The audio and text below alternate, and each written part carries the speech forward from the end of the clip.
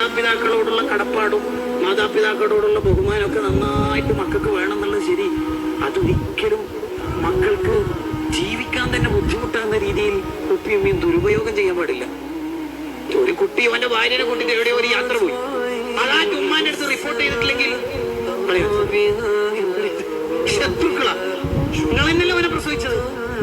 ഇങ്ങനെയൊന്നും ഒരിക്കലും സംഭവിക്കരുത്, ഇങ്ങനെയൊന്നും ഒരിക്കലും സംഭവിക്കരുത്, സംഭവിക്കരുത്.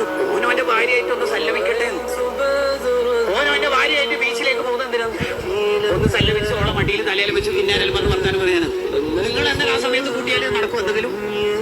എല്ലായിടത്തേക്കും പോകാൻ നിങ്ങൾ ആ മടിയിൽ എന്നല്ലേ 2 കൊല്ലം കടന്നിട്ട് പാല് കുടിച്ചിട്ട് ഫിനിഷായ ഡേറ്റ് കഴിഞ്ഞില്ലേ? ചെറുപ്പക്കാര് അന്യ പെണ്ണിനെ നോക്കാതിരിക്കണം. ഓനും ഭാര്യ ആസ്വദിക്കാനുള്ള ഹലാല് പരമാവധി ഓൻ ഉപയോഗിച്ചോട്ടെ.